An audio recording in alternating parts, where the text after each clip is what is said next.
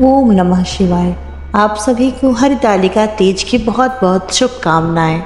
नमस्कार दोस्तों, मैं जानवी त्रिपाठी आप सभी को हरितालिका तीज व्रत कथा, शुभ मुहूर्त और उसके महत्व के बारे में बताने जा रही हूँ। हरितालिका तीज का व्रत भादो माह के शुक्ल पक्ष की तिथि को रखा जाता है। इस दिन महिलाएं अपने पति की लंबी आयु के लिए यह व्रत रखती हैं। भगवान शिव पार्वती का पूजन करती हैं और यह व्रत कथा पढ़ती हैं। हरितालिका तीज पर माँ पार्वती और भगवान शिव की पूजा की जाती है। इस दिन प्रदोष काल में माता पार्वती और भगवान शिव का पूजन किया जाता है।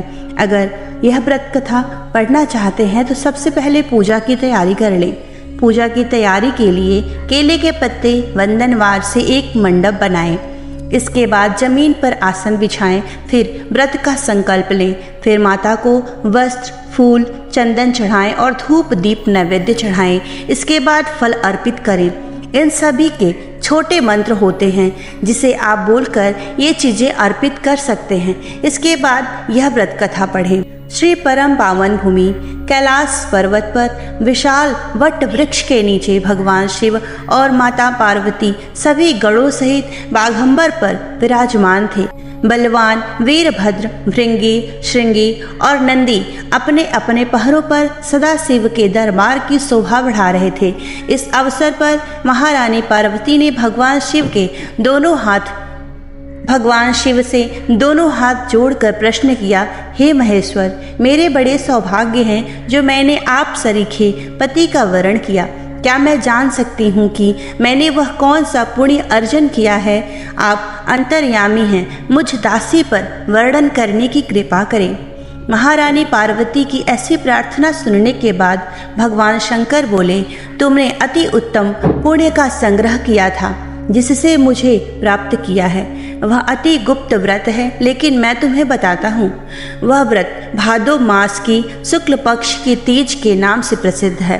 यह व्रत ऐसा है कि तारों में चंद्रमा, नवग्रहों में सूर्य, वर्णों में ब्राह्मण, देवताओं में विष्णु, नदियों में गंगा, पुराणों में महाभारत, वेदों में साम, इंद्रियों में मन होता है। इतना श्रेष्ठ है। उन्होंने बताया कि जो तीज हस्त नक्षत्र के दिन पड़े वह बहुत पुण्यदायक माना जाता है। ऐसा सुनकर पार्वती जी ने कहा कि मैंने कब और कैसे तीज व्रत किया था, विस्तार से सुनने की इच्छा है। इतना सुनते ही शंकर जी बोले, भाग्यवान उमा, भारतवर्ष के उत्तर में हिमाचल श्रेष्ठ पर्वत हैं, उसके राजा हिमाचल हैं। वहीं तुम भाग्यवती रानी मैना से पैदा हुई थी। तुमने बाल्यकाल से ही मेरी आराधना करना शुरू कर दिया था।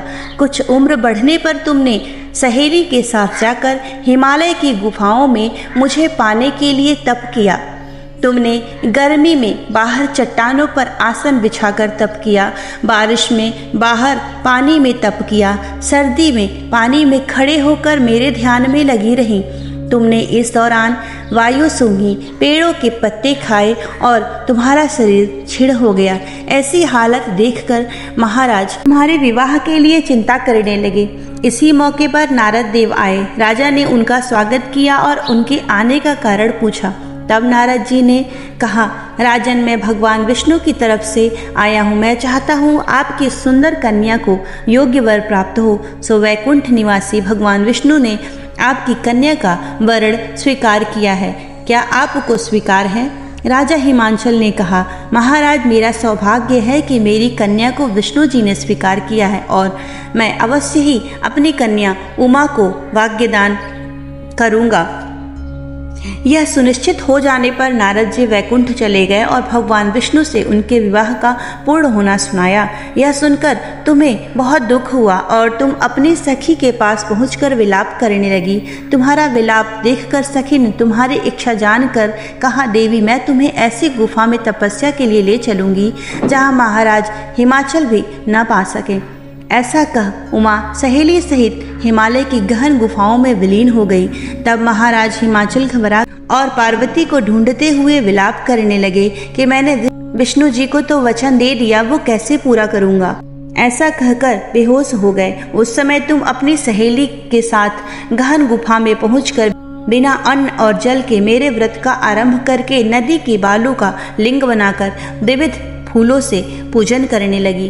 उस दिन भाद्र मास की तृतीया शुक्ल पक्ष हस्त नक्षत्र था। तुम्हारी पूजा के कारण मेरा सिंहासन हिल उठा और मैंने जाकर तुम्हें दर्शन दिया।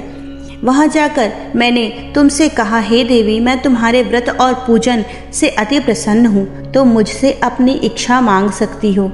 इतना सुन तुमने लज्जित भाव से प्रार्थना की कि आप अंतर्यामी हैं, मेरे मन के भाव आपसे छिपे नहीं हैं, आपको पति रूप में पाना चाहती हूँ। इतना सुनकर मैं तुम्हें एवमस्तु इच्छित पूर्ण वरदान देकर अंतर्ध्यान हो गया। उसके बाद तुम बालू की मूर्ति विसर्जित करने नदी पर गई, जहाँ नदी तट पर तुम्हारे नगर निवासी हिमांचल के साथ मिल गए।